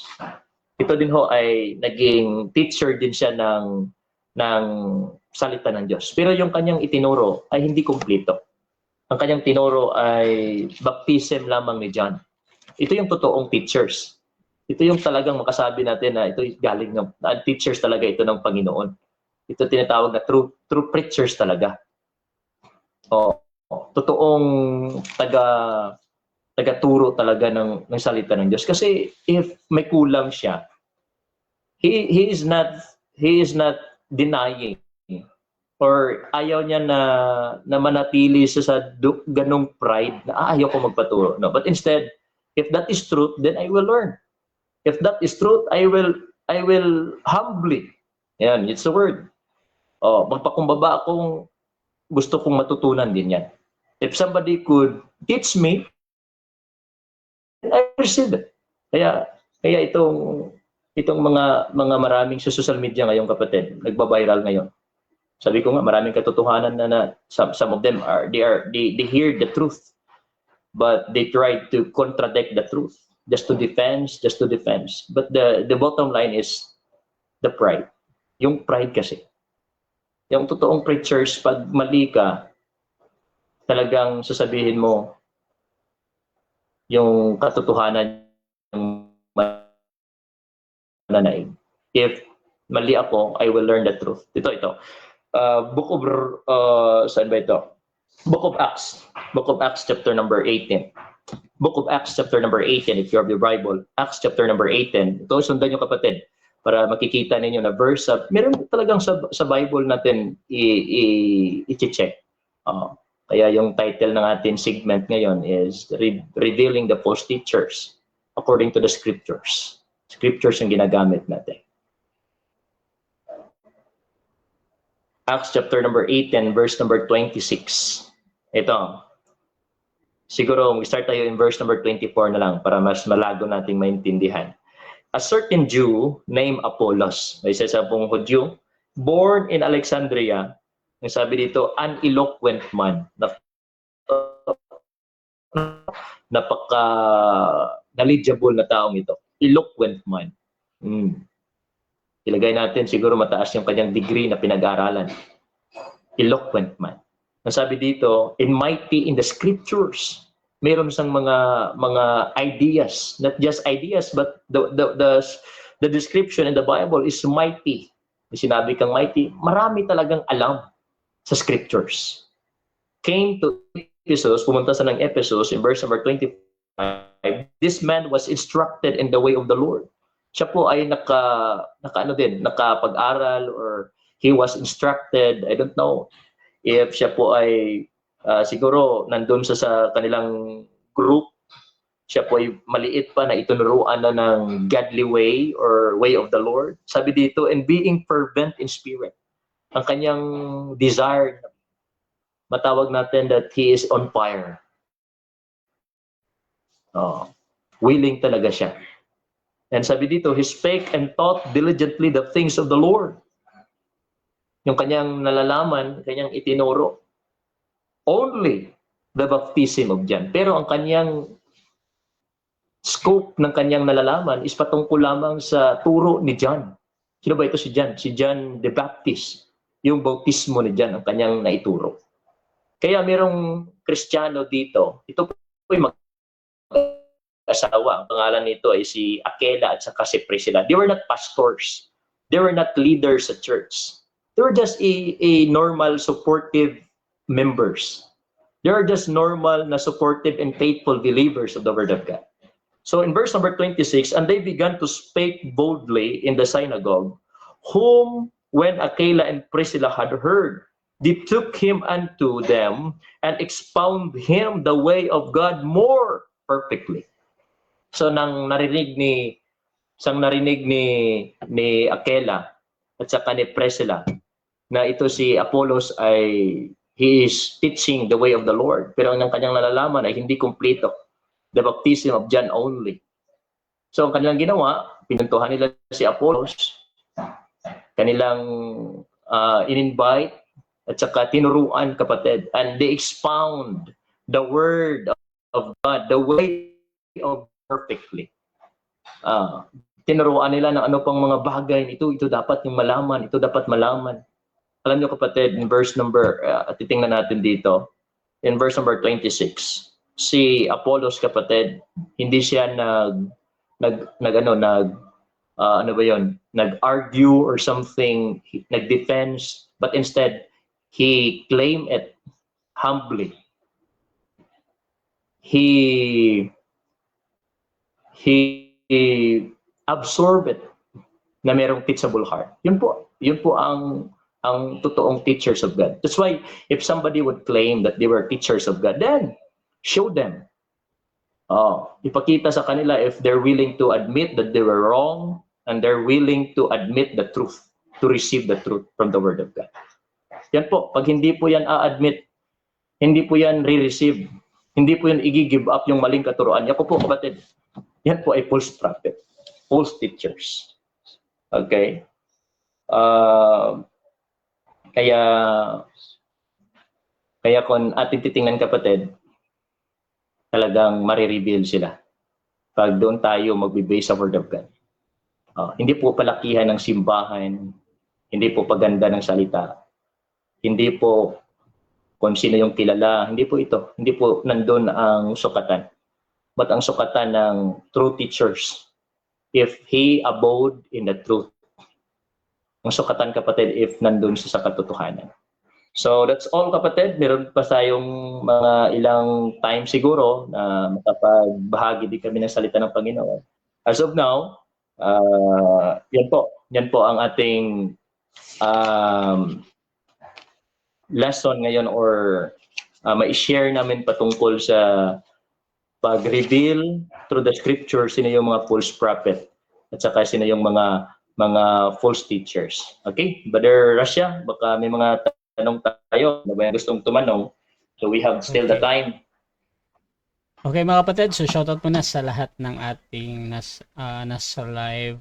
Meron tayong 500 plus views ngayon mga kapatid, 75 comments. Meron tayong 20 na nasa live mga kapatid. At shoutout muna tayo bago tayo mag-cater ng mga tanong. So shoutout kay Johanna, nandito din yung naka-Japanese, shoutout sa kanya. Kay Marvin Ganot, shoutout sa iyo. Emmy Alfonso, syempre lagi-lagi yan sa aking live. Mechi Lada, shoutout din kay Pastor Alexander Santos ng Bloody Salvation Church. Shoutout din kay Pastor Jeramil Amlon ng Gold. Shoutout din kay Brother Westlake ng Seventh Day Adventist. Brother Reggie De La Cruz, shoutout sa inyo. Brother Ron Fernando ng Oneness Pentecostal, shoutout sa iyo bro. Mings Edgar, shoutout sa iyo. Shoutout din mga kapatid. At dito kay sino pa ba dito? Reggie De La Cruz, Vincent Lagunday, and shoutout sa inyo. At dito tayo sa question bro. Sabi dito ni Johanna, hi po, question po, can false teacher be truly redeemed yet later perish? Ano po? Pakiulit po. Can false teachers be truly redeemed yet later perish? Yung point niya na sino ba yung nagtanong? Si Johanna. Okay. Si Joanna. Yung tanong nyo is yung false prophet ba, pwede ba siya maligtas, tapos siya po ay mapiperish? Yung sagot diyan, ang kaligtasan kasi kapatid, hindi po we cannot say niya ang kaligtasan ay makukuha or ito po ay ma-eternally forfeited. Yan po, pag inibigay ng Panginoon, yan po ay stable na. Kaya yung false teachers, I believe, they're not safe. Sila po ay hindi ligtas. Kasi pag ligtas sila, yung katotohanan ng Panginoon through the Holy Spirit, talaga mag-work sa kanilang mga puso. And they will teach the truth through the Holy Spirit that they receive. Kasi yung ligtas, sila po ay nakatanggap na ng Holy Spirit of promise. And the Holy Spirit will teach them the truth. And those truth that yan po ay pumunta sa kanilang puso. Yan po ang mag-motivate sa kanila na ituro yung katotohanan. So I could say that it cannot be. It cannot be. Okay. Okay, next question dito. Naka-Japanese yung name niya. Question ko po, yung mga Baptist na Calvinist yet OSAS sila, ito ba ang false teacher or ang OSAS na not Calvinist ang false teacher? So yung tanong, ulitin ko, is patungkol sa Calvinism. Sino ba yung false teachers? Ang Calvinist ba? Or yung mga hindi Calvinist na naniniwala ng OSAS? Tama po ba? Yes bro. Better siya? Yes bro, yes bro. Okay, so I could say the Calvinist is the false teachers. Bakit? Kasi yung itinuturo nila na yung kaligtasan is mayroong limitation. Kasi yung Panginoon natin hindi namatay para sa certain people lamang, but He died for all. Kaya kahit sino, sabi nga dyan, is anybody, He is not willing na yung kahit sino na ma-perish. Because ang Panginoon, the grace of the Lord is the scope of the grace is very wide. Kahit lahat ng makasalanan dito sa mundo, if they're willing to open their hearts to accept the Lord, accept the truth that Christ died for them, He was died on the cross, He was buried, and He was resurrected on third day. Pag kanilang tanggapin yung ganung katotohanan, sila po ay maliligtas din. So I could say that the Calvinists is the false teachers, and those who believe in USAS, they're not false teachers. That is the true teachers, kapatid. Kasi ang itinuturo nila, yung katuruan mismo sa Biblia, na ang kaligtasan ho ay binigay ng Panginoon. Pag ang Diyos po ang nagbigay ng kaligtasan, because that is His promise, and that is His gift to us, hindi po kukunin niya ng Panginoon. Nakukunin niya lang basta-basta. For just any reason na possible na ginagamit ng tao na ito, mga rason na kukuha ng kaligtasan. Hindi ho. There's no verse in the Bible na sinabi na kinuha ng Panginoon mismo yung kaligtasan. Okay. Okay, question dito ni Ron Fernando ng UPC. Bro Rasha, pakitanong kung naligtas ba sila sa pagtalima? Thanks. Talima. Ano bang sinasabing talima? Ano ba sa English yung talima? Kasi malalim na Tagalog yung talima. Ano ba ni Russia sa English yung talima? Parang Medyo ano siya, English kasi yung malalim. pagsunod or obedience, yan. Okay, obedience. Ganito kapatid, yung kaligtasan ho ay hindi ho nakasukat sa obedience natin. Kasi tayo ay disobedient, sabi ng Biblia. Tayo po disobedient. Dahil sa ating disobedient, yung obedient yung namatay, si Kristo namatay. Dahil sa ating mga disobedient, tayo po ay hindi naligtas dahil sa ating mga obedient kasi hindi naman tayo obedient. Disobedient naman tayo. We accept or not. Di ba? Disobedient naman tayo. Kasi pa doon tayo bibase sa ating obedience at disobedience, papasok doon sa ating mga ginawa. Papasok yun sa ating good works, sa ating mga mabuting gawa, mga maling gawa. Kapatid, yung kaligtasan ay gawa po ito ng Panginoon. It is the work of God. Kaya wala pa tayong part na tayo po may gagawin pa na any work para idagdag doon sa kaligtasan.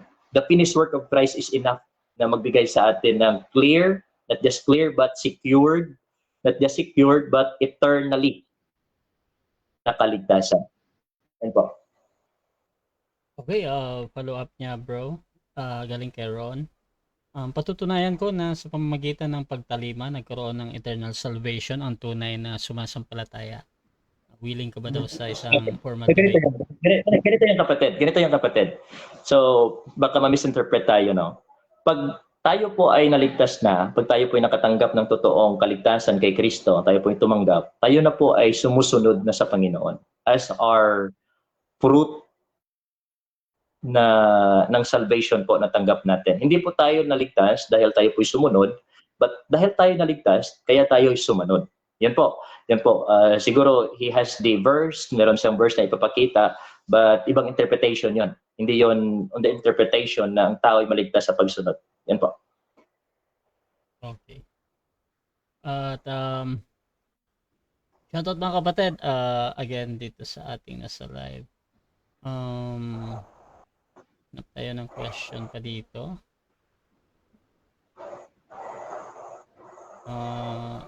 Ito, Emmy Alfonso, kailan ina-apply ang good works? After or before salvation sa mga true preacher? Okay. Ina-apply ang good works after we get saved. We got saved after po. Kasi yes, before tayo naligtas, before ako naligtas, meron ako mga ginagawang mga mabuting gawa. Kagawa din ako ng mga mabuti. But in terms of spiritually, it doesn't credit yon. Kasi that time, hindi pa ako ligtas. So yung good works, makikredit yon.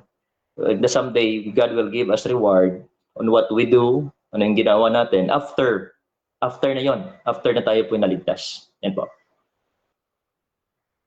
Okay, shoutout kay Charwin Sumali, Tagualan, shoutout Borasha and Pastor Azrael watching from Pilgrim Bible Baptist Church, Barangay Esperanza. Ayan. At shoutout Pastor. Yeah. Brother, shoutout yan. So, yeah. Jesse B. Hante, question niya, is OSAS logically result to predestination? Ano po? Pakiulit po. Is OSAS logically result to predestination? No, hindi ho. Hindi po tayo nakatanggap ng OSAS or salvation na hindi na natatanggal o nakukuha. Hindi po dahil tayo ho ay nagnanatili. Hindi ho ganun. Ang ibinigay po ng Panginoon ay kaligtasan na yan po ay hindi na mababawi or makukuha pa ni nino man. Yan po nakasunod doon sa Romans chapter number 8. Hindi po dahil tayo nanatili. Kasi pag doon tayo nagbe-base, so yung kaligtasan natin, hindi na based doon sa ginawa ng Panginoon.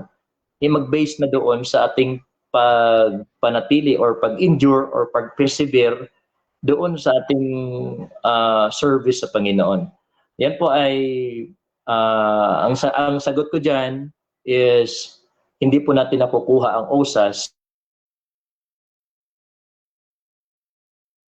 na ibinigay ng Panginoon na once tayo nakatanggap ng kaligtasan, that's the promise of God. Kasama na doon, package na doon na binigay ng Panginoon na makatanggap tayo ng salvation na eternally secured. At ang totoong nakatanggap ng eternally secured, yan po ay magpatuloy talaga. Okay po. Shoutout mo na kay Pastor Brian Bataw, mga kapatid, ng COAT. At shoutout din, mga kapatid, dito kay Sister Emmy Alfonso. Question dito, so meaning po necessary ang repentance, sabi ni Peter, hindi faith alone? Okay, si Brother Peter, ano po ba ang repentance? Necessary ba daw ang repentance at hindi faith alone? No. Yung ganito, ang faith alone, yan po ay pananampalataya natin sa ginawa ni Kristo. That's the work of Christ in the cross. Siya po ay nilibing, siya po ay namatay, nilibing at nabuhay muli. So yung repentance, that is one of the work of Christ sa buhay natin. Yan po. Pag tayo po ay nakatanggap, tayo po ay tuturuan ng Panginoon na tayo po ay magbagong buhay, that is repentance, yung pagsisi. Sinabi pagsisi kasi, yung tinalikuran natin yung mga maling paniniwala natin at tinanggap natin yung katotohanan galing sa Panginoon. That po. Yan po. Okay. Bro, merong nag-PM sa akin, bro. Gusto daw niyang magtanong ng live si Pastor Alexander Santos ng Blood is Salvation Church. Baka pwede mo daw pagbigyan? Ano po ang kanyang church? Blood is Salvation Church. Blood is Salvation Church. Sige. Okay. Sige, pwede. So, tawagan ko siya. So, habang tinatawagan ko si Pastor Alexander, ito question, bro. Shoutout po na kay Brother Fernando Camacho ng Seventh-day Adventist. Question ni Emmy Alfonso, ito pa, false preacher ba ang tumatangging sundin ang 10 commandment? False teachers ba ang tumatanggi na sundin ang 10 commandments? Yes, bro. Yan. Okay, ito. So, yan po ay isang question na it could be answered broadly, no? So, ganito. Yung 10 commandments, yan po ay utos ng Panginoon. But some of those commandments na hindi na po inuutos directly sa atin as Gentiles. Kasi yung approach diyan, yung logic kasi niya, utos yan ng Panginoon. Bakit ayaw nating sundin? Lahat yan utos ng Panginoon. So it could be a false prophet pag hindi tayo sumunod sa Panginoon. Ito, yung sagot diyan, there are certain commandments in the Bible na hindi po directly na inuutos sa atin as Gentiles. Some of them are inuutos lamang restrictedly to the Jew and to Israel.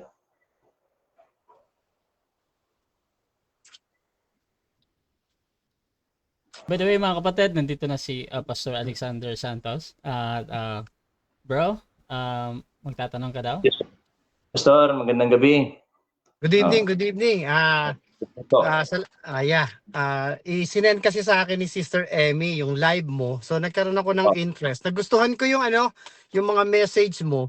Nagustuhan ko. Kaya lang, sabi mo nga, maraming kulto, maraming nagtuturo, maraming false prophets. Ang tanong ko sa iyo, osas ka ba? Ano?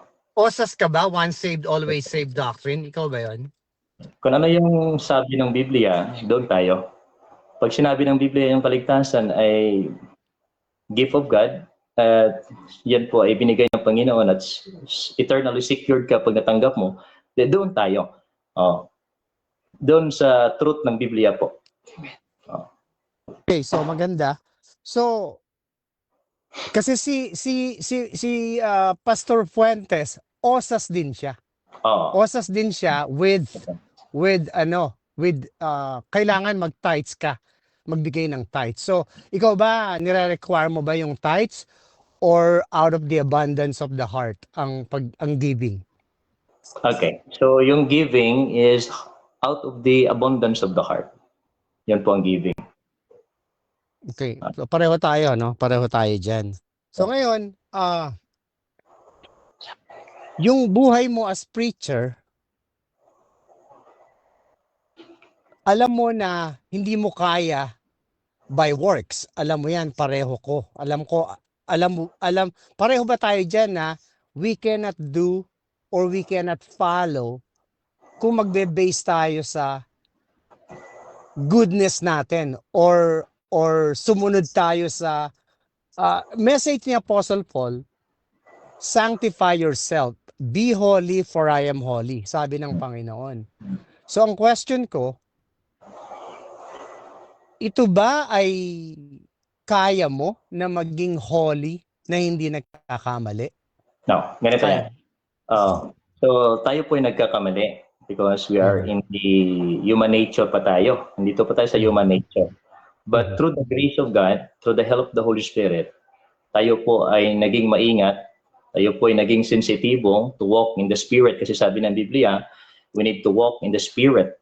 Kaya wag natin bigyan ng provision yung ating laman so that we cannot commit those things na marumihan yung ating sarili bilang mananampalataya. So for me, I admit na ako po'y nandito sa katawang taong ito, human nature, tayo po'y nagkakasala, but through the help of the Holy Spirit and to the help of God, to the Word of God, mayroon tayong Biblia, mayroon tayong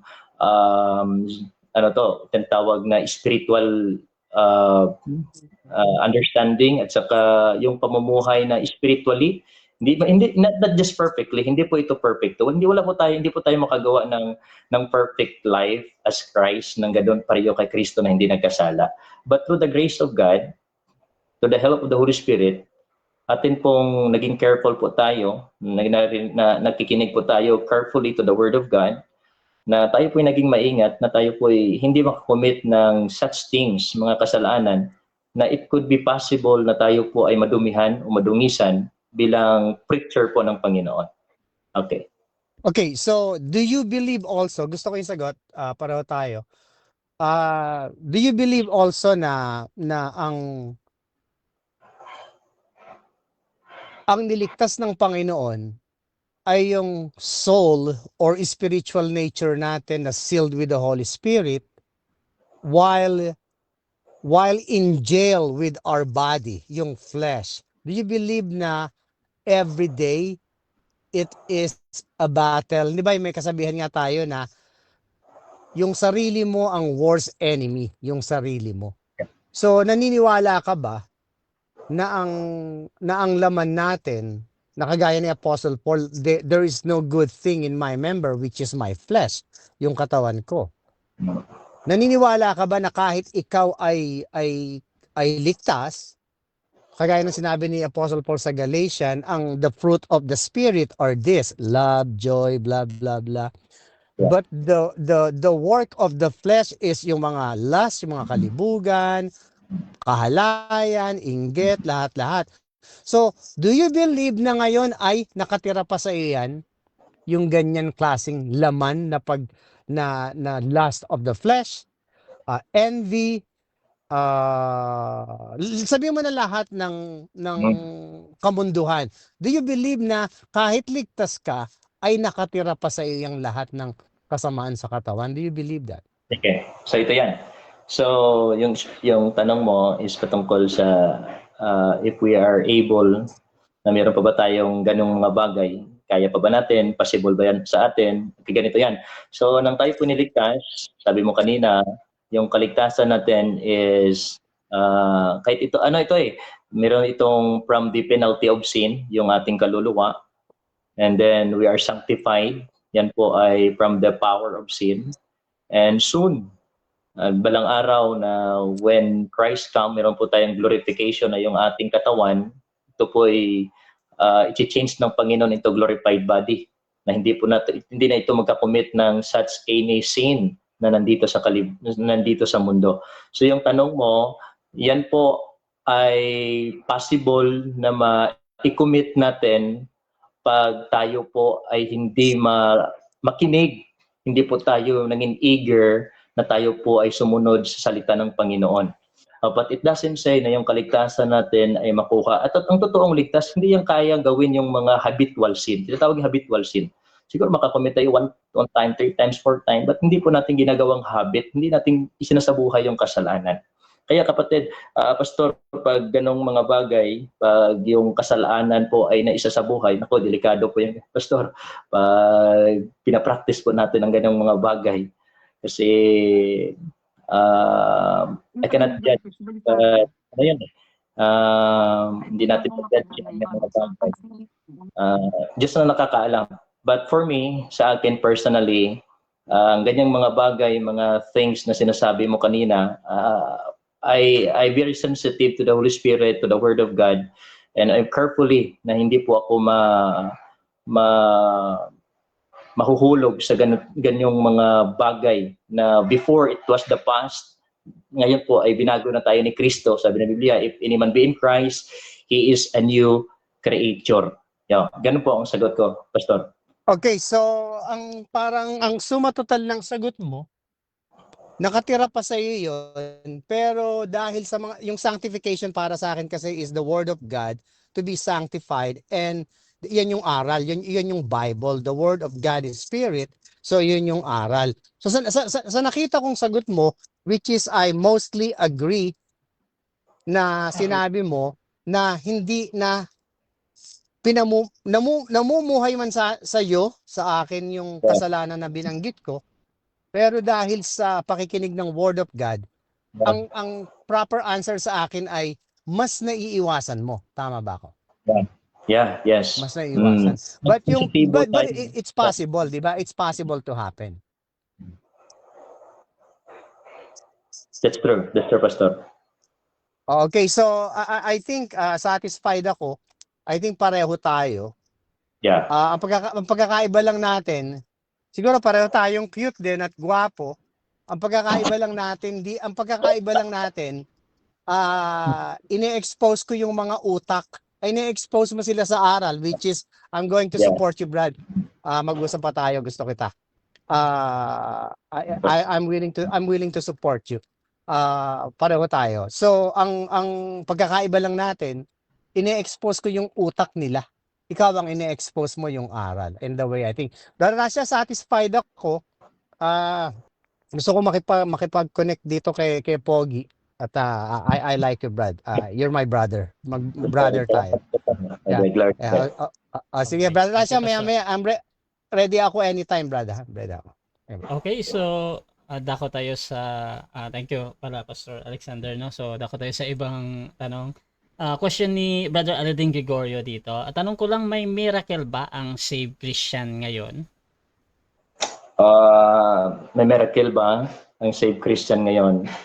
Okay, so regarding po sa healing, tayo po ay naniniwala na ang Diyos po ay nag-heal. Hindi po galing sa mga siguro kung meron tayong tinitake ng mga medicine, ginagamit niya ng Panginoon, but the healing is from the Lord. So, but sinabi natin merong miracles na talagang ipapakita ng isang preachers. The question is, for what reason na merong miracles? Ano ba ang pinapatunayan noon? Kasi sa Biblia, yung mga miracles, mga signs, ginagamit yun ng Panginoon through ginagamit yun ng mga apostles just to testify. I-testify nila kasi may mga prophecy sa Biblia na patungkol doon sa lepers na kaya na i-cleanse yung leper, kaya yung patayuin yung lame, yung bulag kaya ibigyan ng eyesight, yung bingi kaya makarinig. Yan po ay fulfillment ng prophecy. That's why ginagamit yung mga sign and wonders before. But as of now, kumpleto na ho ang revelation ng Panginoon at ang proof ng Panginoon para mapatunayan kung sino siya is from the Word of God. And through the creation nga ating makikita po. Ganon.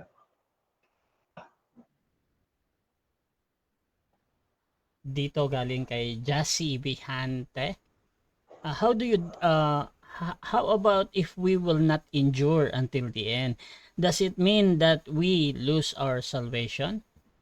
Okay. So, kapatid,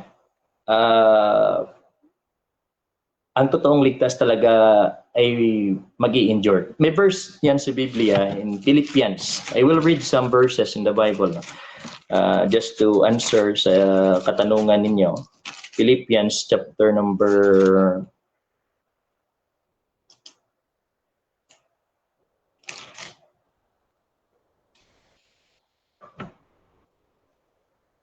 4. Okay, wait for a moment.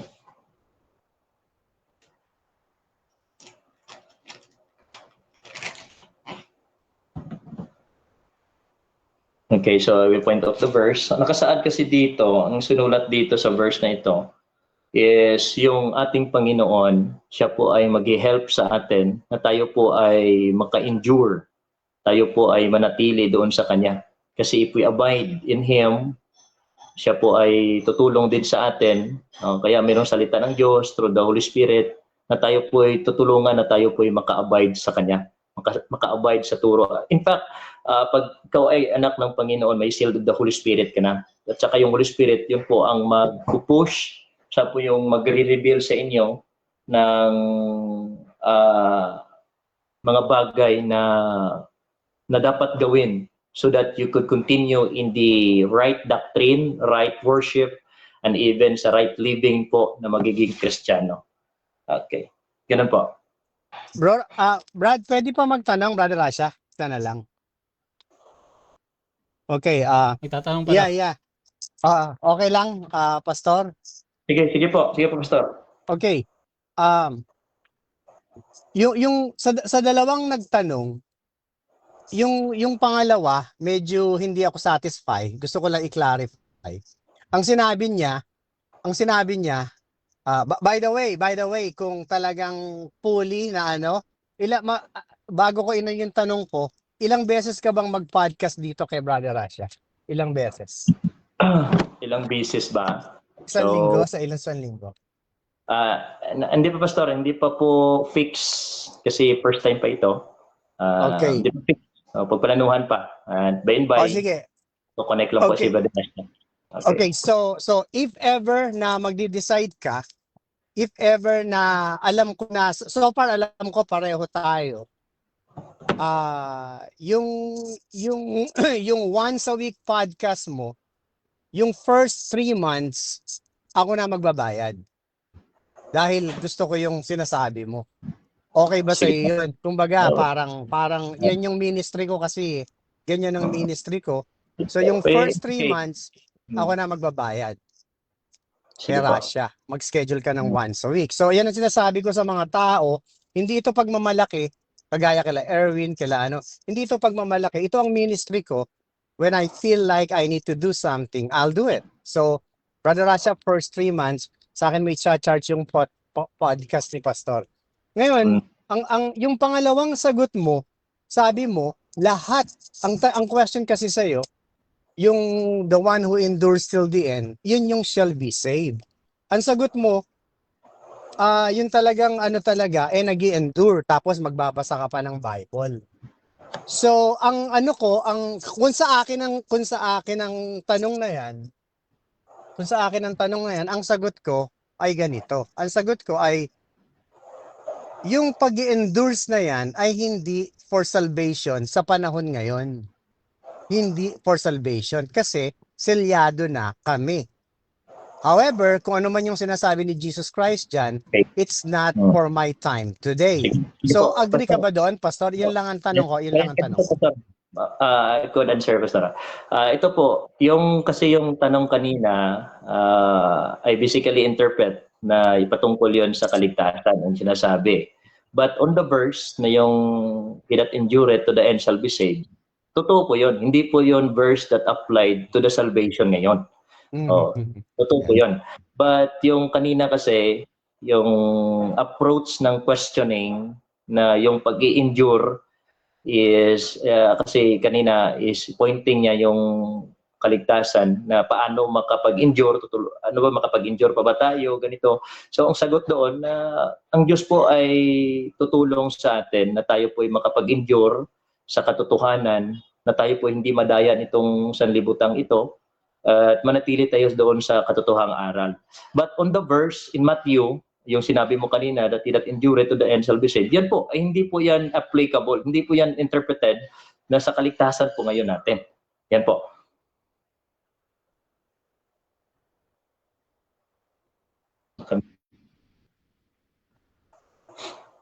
So if you can do once a week, I will take care of it for the first 3 months. Okay. And let's see, Pastor, hopefully I try can my take best. care of it. Okay. I try my best, Pastor, once a week. But Russia, mas-schedule mo ako once a week. Okay. Hello, Bro, Pastor. Thank you, pwede ba Pastor. ako mag-follow up doon sa kanina? Okay. Oo, kasi meron kang nabanggit patungkol sa yung question nga na about endurance. Sa nalaman ko kasi, isa sa doktrina ng Calvinism, yung tulip, yung P doon, yung perseverance of the saints. Yeah. Do you agree in that, yung doctrine na yan? Or same ba yan na yung sinabi mo na lahat ng ligtas ay mag-i-endure, or iba itong sinasabi nila? Okay, kasi yung tulip kasi, the TULIP, yan po ay package nila doon sa salvation nila. Na yung salvation, dapat ganito mangyari. Hindi mabuo yung salvation pag kulang yung components ng ganun. But sa atin, biblically, I believe na once tayo naligtas, yan po ay already sealed na po. Sealed na po tayo, kumpleto na yan, finished work na yon ng Panginoon.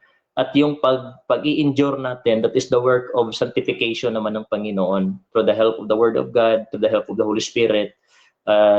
Yun na po ang ating service sa Panginoon. Patungkol na yun sa service natin sa Panginoon. But it doesn't included on the salvation for our soul.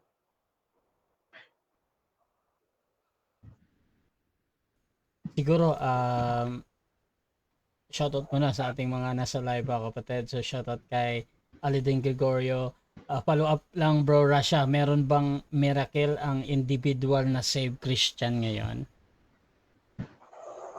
So, yung miracle, yung sa akin, yung miracle personally, na meron kang gagawin na miracle from the Lord, yung healings. Kasi yung trending kasi sa miracle, healing lahat healing. O lahat na manggagamot lahat. Bakit doktor yung miracle na gusto ng Panginoon? Bakit healing lahat? That's the question, that's the doubts. Bakit healing lahat? So yung sa akin, yung miracles, siguro yung miracle doon sa buhay natin mangyayari yon. Hindi yon sa buhay ng iba. When you receive salvation from the Lord, you receive the Holy Spirit from the Lord, yung miracle, yung doon mangyayari sa buhay mo. Na personal encounter yon sa buhay mo, yung miracle. Paano ka binago ng Panginoon, paano ni-change ng Panginoon yung pag-iisipan mo, yung motive mo, yung heart mo. Yun.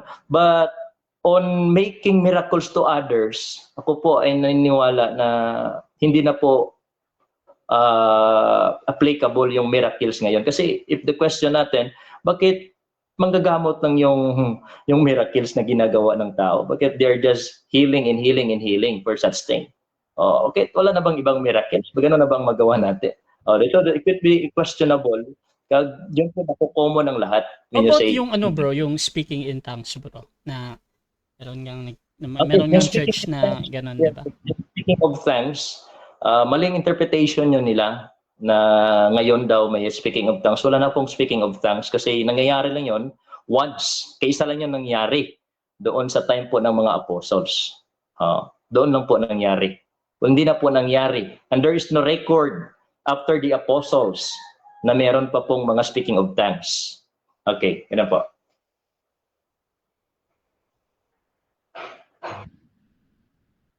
Siguro itong last question, bro. Meron kasing dalawang naghamon dito sa'yo ng debate. Are you open daw for a formal debate? Okay, sino po ang naghamon? Nandito si Anak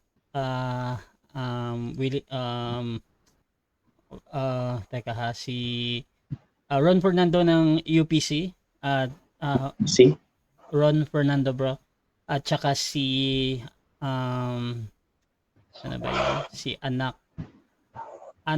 ng tao, sabi niya dito. So willing daw siya makipag-usap sa iyo. Ito.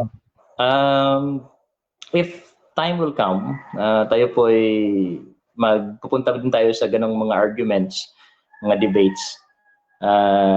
If perong right topic at yung topic maka-help po na magbi-build o edification po sa mga ating mga listeners, then why should we agree on that? At yung ating pong babasihan, yung talagang salita ng Panginoon. Okay. Sige po. So siguro final conclusion bro sa topic mo ngayon. Okay, so final conclusion po natin sa ating po mga listener, kayo po ay nanonood ng live. Salamat din kay Brother Rasha. Salamat din sa mga kapatiran natin. Tayo po ay naniniwala na ang Biblia po ay naging authority natin sa ating practices, sa ating belief. Hindi po tayo magkamali, hindi po tayo mapupunta sa mga maling aral if we being given the opportunity po, bigyan po natin ng opportunity yung salita ng Panginoon na kumausap sa atin. Isa pa pong maiiwan namin na sana bigyan po natin ng pagkakataon din ang Holy Spirit na mag-work sa ating mga puso. Kasi it could be na ito po ay marinig ninyo o mapanood ninyo, but if your spirit is against, it could be the whispering in your ears only. So yung prayers po namin na sana buksan din kayo ng Panginoon, na kayo po ay makarinig ng katuruan at ma-open din kayo sa katotohanan na galing po sa salita ng Panginoon. Yan po, Brother Rasha. So diyan nagtatapos mga kapatid ang podcast ni Pastor at kung gusto nyo magsuri sa kanyang pananampalataya, so you can follow him mga kapatid. At magpo-post kami ulit ng mga topics mga kapatid. And I hope maging regular to, so I can offer every Monday 8 p.m. Para sa podcast ni Pastor. Ayan, so mga kapatid, abangan nyo ulit yung kanyang podcast dito. So magpo-post kami ng poster ulit para sa next na topic. So you can follow him mga kapatid, or you can follow me Rasha Vista, dahil dito ako laging nagla-live mga kapatid. At syempre kung gusto nyo ma-review itong mga podcast na ito, you can visit my YouTube channel Rasha Debates TV mga kapatid, dahil ang podcast na ito syempre mapupunta doon. So mga kapatid, huwag kayong mahiyang mag-comment dyan at magtanong pa doon sa magre-review, dahil sisikapin ni Pastor na sagutin pa ang inyong mga tanong dyan at titingnan niya at doon din sa mga naghahamon. So you can pwede kayong mag-usap dyan kung ano man. So maraming salamat mga kapatid. This is Admin Rasha ng Rasha TV, and we're out. Okay, God bless po.